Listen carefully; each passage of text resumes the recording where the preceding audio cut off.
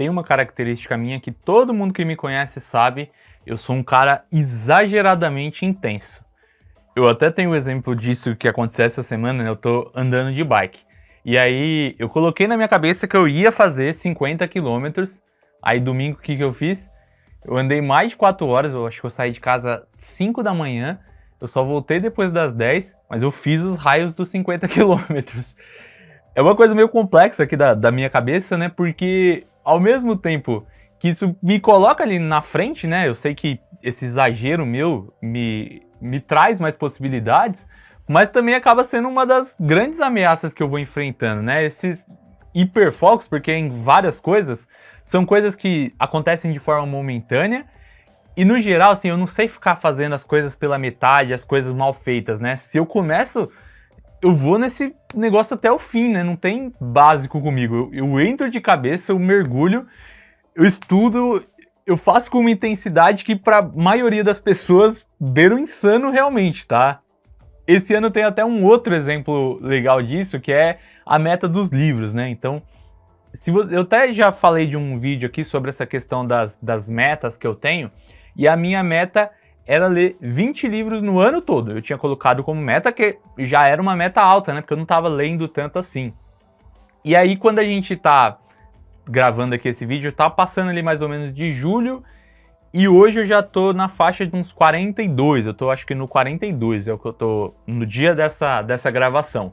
Ou seja, eu li mais do dobro, até a metade do ano, que a gente tá em julho que eu tô gravando esse vídeo, não sei quando ele tá saindo, e num ritmo assim que para 99% das pessoas seria ali uma rotina impossível, né? Mas eu vou lá no meu hiperfoco e consigo, né? Mais disso tudo, trazendo até, tem ali esse ponto, mas tem um problema de tudo isso, é porque eu conheço muito bem esse ciclo que eu tenho, né? Eu chego com muita sede ao pote, eu vou com essa intensidade exagerada nas coisas, e aí qual que é o problema? Logo em seguida eu acabo me cansando.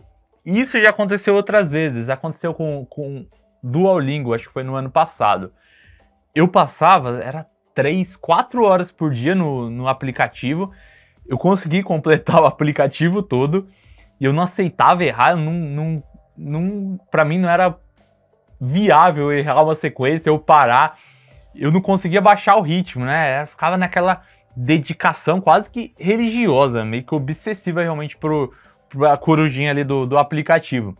Só que aí logo depois o que acontece? Vem esse esgotamento, né? Meu cérebro atinge o pico de dopamina que ele precisava e aí o ciclo fecha. Aí o ciclo fecha, eu perco o interesse. E aquilo que há pouco tempo era minha obsessão, né? Do dia pra noite, simplesmente eu não tava mais afim. Hoje eu acho que se eu pegar aqui no meu celular eu nem tenho mais o Duolingo instalado, né? E não foi só ele, tá? Aconteceu outra vez também num grupo de empresários lá que eu participei. Eu criei uma estafa tão grande desse grupo, né? Porque eu fui com tudo naquilo. Eu deixei até um pouco da minha empresa de lado para me aprofundar naquilo. E criei ali uma carga emocional tão pesada que chega num ponto em que hoje, né? Esse grupo de empresários aí desiste, eu nem consigo mais participar, né? Eu até tava conversando com uma amiga, ela é psicanalista sobre isso, e ela falou assim, nossa, graças a Deus que você nunca se envolveu com droga, né? Porque com certeza se eu tivesse me envolvido com drogas, eu estaria na Cracolândia hoje em dia, né? Mas felizmente eu fiz ProErd, pra você que é de São Paulo, você sabe o que é isso. Mas é isso, né? Eu acho que o meu cérebro, no geral, ele é muito programado para ser extremista, né? Para realmente ir pro extremo, né?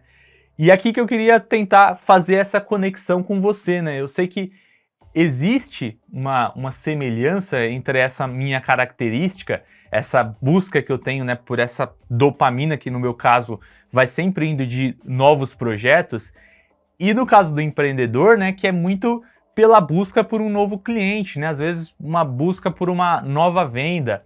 O empreendedor, no geral, não necessariamente como eu, mas ele é muito intenso, né? Ele quer vender, ele quer faturar, ele quer o próximo contrato. Isso que dá o pico de dopamina para ele, né? Isso que torna o jogo aceitável, né? O novo, é uma conquista nova. Só que enquanto ele tá lá, né, caçando esse próximo contrato, o que vai acontecendo, né? Ele vai negligenciando também a lucratividade, ele ignora o fluxo de caixa, ele esquece de desenhar processo, ele ignora essa parte chata, né? Que para mim não é chato, mas que para a maioria das pessoas que é DRE, que é organização financeira, que é fluxo de caixa. Ele ignora que não dá esse fluxo de dopamina imediato, que são essas atividades, mas que é isso que vai manter a empresa de pé, né? E uma hora a conta vai chegar, né? É o momento que essa estafa mental do dono, esse cansaço, acontece e às vezes é por um esgotamento ou às vezes é pior, né? Pelo colapso financeiro da empresa.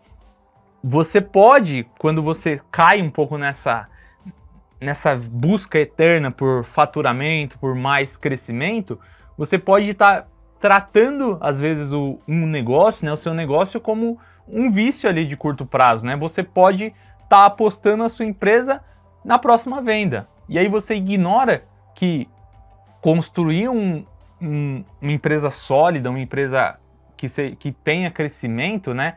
Ela acontece também nos bastidores, ela exige manutenção, ela precisa ser constante e muitas vezes constante naquilo que a gente não está enxergando, né? Porque está lá nos bastidores. Eu tento gerenciar um pouco disso aqui na minha empresa, tratando, até porque é o que a gente faz, mas tratando o nosso negócio com organização financeira como regra de sobrevivência, né? Então, a gente usa efetivamente os números como freio de segurança para a gente. E até controlando um pouco desses meus hiperfocos também. Então, antes de querer investir numa coisa nova, simplesmente por conta de algum hiperfoco novo que eu estou passando, eu tento olhar para a estrutura, né? Olhar mais friamente para os números. Pelo menos no meu caso, é isso que me traz de volta para a realidade, né? Então, quando esse hiperfoco ele quer me jogar ali para um investimento novo, para um projeto que às vezes não faz sentido, eu sempre vou olhar para o financeiro. Porque no meu entendimento, os números eles são muito realistas. Eles são frios, eles não vão sentir nenhuma dopamina e eles não se empolgam com promessa. E é isso que costuma me salvar, né? Ter uma organização financeira é o que me impede de destruir aquilo que eu estou construindo com tanto trabalho e às vezes destruir isso por puro ímpeto, sabe? Por sei lá, falta de foco, não sei se seria isso. E quando eu falo isso para as pessoas, né? Tem muito empresário que às vezes me questiona, né? E fala assim, mas se eu tiver esse processo financeiro impecável, assim, né? Será que eu posso começar a me dar ao luxo de ser um gestor, né? Mais intenso, né? Não necessariamente, porque a gente tem um perigo aqui também, que é achar que só você ter um processo bem construído, você ter um software de gestão, vai salvar, né? Vai simplesmente salvar o seu negócio quando você também se destruir de trabalhar. Porque lembra que eu falei que são 2 pontos, né? Você pode colapsar por você se esgotar ou também pelo colapso financeiro. Você ter um processo financeiro pode resolver a questão financeira, mas não salva você do seu esgotamento, né? Eu lembro que eu vivi bastante desse esgotamento quando eu trabalhava no meu primeiro negócio. E eu garanto assim, hoje, vivendo a vida que eu vivo, não tem nada que substitui a nossa saúde mental, né? O processo financeiro ele vai te ajudar, ele vai te dar clareza, ele vai te ajudar a enxergar um pouco mais do lucro real, só que ele não é uma licença para você ter burnout, né? Porque pode acontecer do mesmo jeito. Se você está usando esse processo financeiro para justificar excesso de carga, você está usando a ferramenta errada, né? Processo, você ter uma organização, ela serve para você conseguir produzir mais com menos esforço.